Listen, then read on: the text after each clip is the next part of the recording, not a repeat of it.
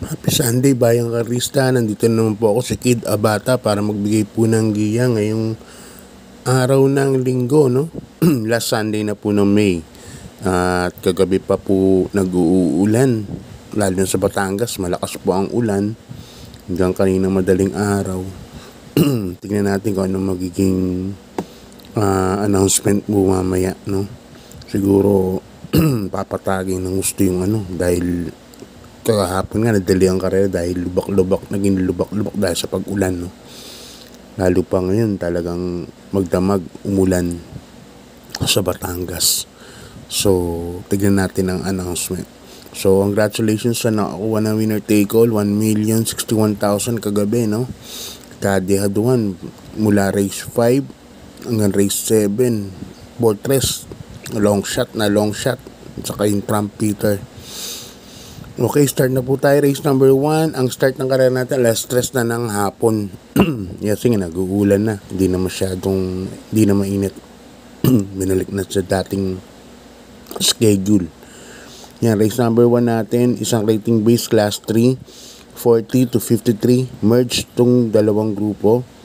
Yan, dito may 8 runners po tayo. Yan, tingin ko 1 for the day na to. Number 3. Birchstone, sasakyan ni Jackie Jeff Sarate.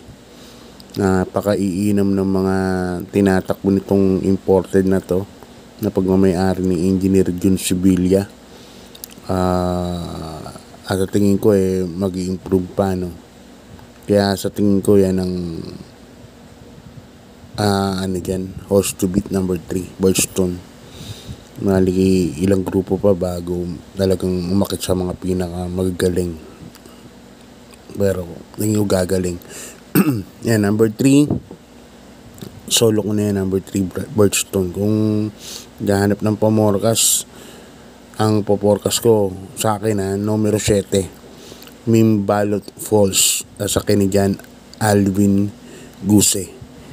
Yan ang sa tingin kong ipo-forecast ko kay Birchstone pag tumaya ako siguro. Pero sa akin yan, number 3, single yan, Birchstone. 7 races lang pala tayo, winner take all natin, race number 1 start. So dito, class 5, 6 points to 10 points. May 8 runners po tayo. Lahat ng distansya natin, 1,200 meters. First case ko rito, number 3, Iceman. Nasakyan ni Jackie Pabs Caballeo, mainam ng tinakbo na karaan to, last race kila Hang Loose. Kaya dyan po ako lalagay. First choice, Iceman. Second choice ko, number 7, ang Bigote. Ito, pag ginalabit ng connection, tingin ko malaki po ang panalo niyan. Number 7, ang Bigote. Maganda po ang numero, no? Tingin ko kaya niya pa rin to.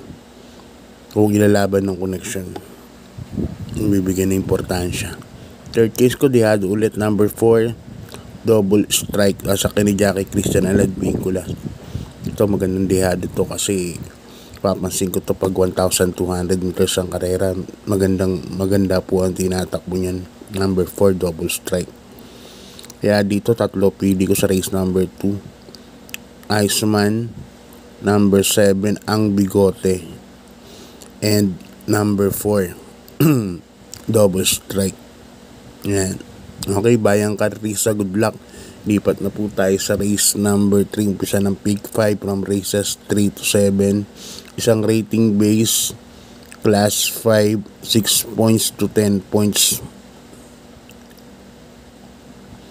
First case ko, number 7, Heroes of Caloocan. Sasakyan ni Jackie Boji Henson. Ito sa Heroes of Caloocan, unang tumakbo to, tinip ko yan, inaabot lang, no? Dihado sa exotic event siyang kabayan na yan. Heroes of Caloocan, parang lumabas po yung buti nga, no? Pwede pala talagang iuna to. Sa tingin ko ganito na rin ang gagawin ni Boji Henson dito. Iuna si Heroes of Caloocan. Wala ko nakikitang mas mabilis sa kanya. Aliana, siguro medyo may bilis, pero natingin ko yung pinakitang bilis ni Heroes of Caloocan, di sila mauna rito. Kaya yan ang first case ko, number 7, Heroes of Caloocan. Second choice ko, number 3, Lucky Fortune. Yun, welcome back AP Nabarosa. Yan, nakasahapon si Jackie E.L. Blancaflor. Welcome back sa inyo mga nagsipag abroad. Tapos ngayon nagpakasyon dito. Yan, welcome back po sa inyong dalawa. Kaya yan ang second choice ko, number 3, Lucky Fortune. Nakaraan naman 3-0 po yan. Kila Standing Faith.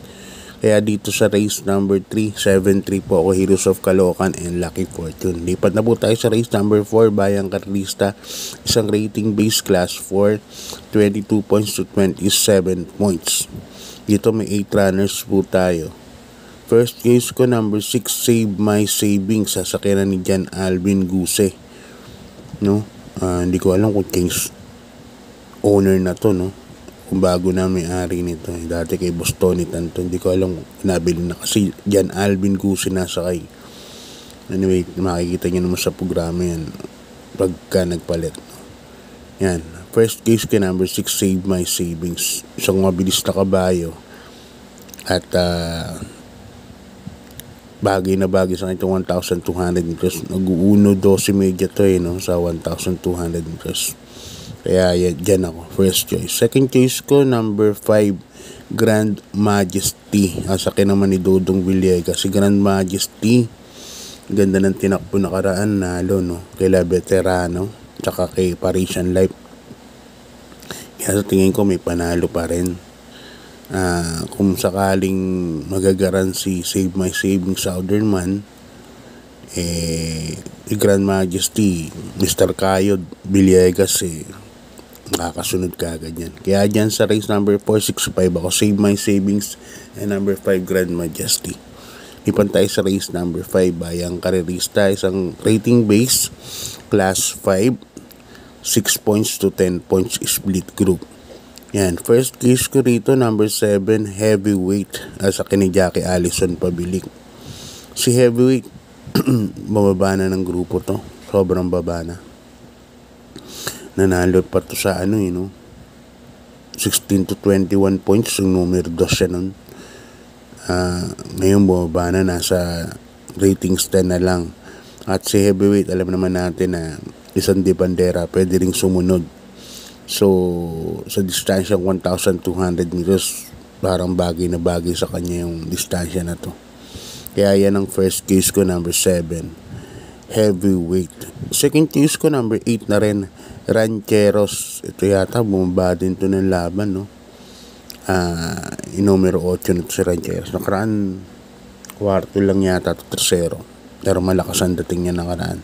Ngayon Boji Henson pa ang sakay, gamay ni Boji itong kabahay na to, si Rancheros. Kaya datingin ko magandang support to para sa number 7, Heavyweight.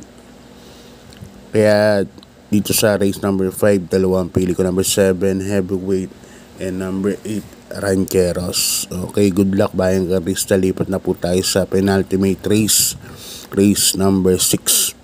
Dito, rating class 4, 16 to 21 points split group. Meron tayong 8 runners. Yan. First case ko rito, yung nasa pick ngayon, no, number 6, Sis Royal. Yan, nanalo na ng dalawang sunod yan. Yung last time nasa GBT yan, ang ganda ng panalo, Hugando. So yan ang ko dyan, first case ko yan, Sis Royal. Nasa kondisyon ngayon tong kabahay na to, at tatingin ko ito ang rito, horse to beat para sa akin. Second case ko na rin, number 3, Golden Opportunity. Lakay ni Eco Serrano. Ito galing naman to sa babang grupo, bagong babato. Isang mabilis na kabayo. Tingin ko pestuhan kagad to, Paul Guse sa Pawpawad Eco, no? Kung sino makakapesto ng maganda. Pero dito ako sa number 6, is Royal. Kasi ibang yung lumaban to, ang tapang lumaban. Kaya first case ko, number 6, is Royal. Second case ko na rin, number 3, Golden Opportunity. Na tingin ko ito yung lalamado. Lipat tayo last race Bayang Karista. Isang class 5 rating base 11 points to 15 points split group. Dito may 8 runners tayo. At marami ako nakita mabilis, no? Number 8, Glenda's Magic. Number 3, Biglang Buhos. Sama na natin si Sun Moon Lake. Yan, medyo mabilis din yan. First case ko rito, numero 1, I Under Oath. Nasa ni Jackie Kelvin Biabobo. Parang bumaba na ng gusto yung laban yan. Number 1, I Under Oath. At tingin ko tamang grupo na to para manalo na. Yan. Yan ang first case niyan. Second case ko, number 2, Carried Away. Sasakyan ni Jackie Dudong Villiers. Tingin ko kasi parang mabilis ang pacing ng magiging karera dito. Mga first 800 meters. Super bilis ang pacing ng dalawa na to. Kaya yan ang second choice ko, number 2, Carried Away. Kaya dito sa last race, first choice number 1, I Under Oath. Second choice number 2, Carried Away. So yan Bayang Karista, hanggang dito na lang. Ingat-ingat po, medyo malakas po ang ulan ngayon sa Maynila. Medyo mula kagabi umuulan. So ingat-ingat lang po tayo. Ng mga maraming fluids, mauso-ubo yun. At good luck sa mga nanalo kahagabi, no? Kahit na medyo super dehado, kahit may info ka na, talo ka pa rin. Talagang ganun talaga, tapat-tapat lang talaga kung sakaling So God bless Bayang Karista and good luck po. Maraming pong salamat. Ingat po lahat.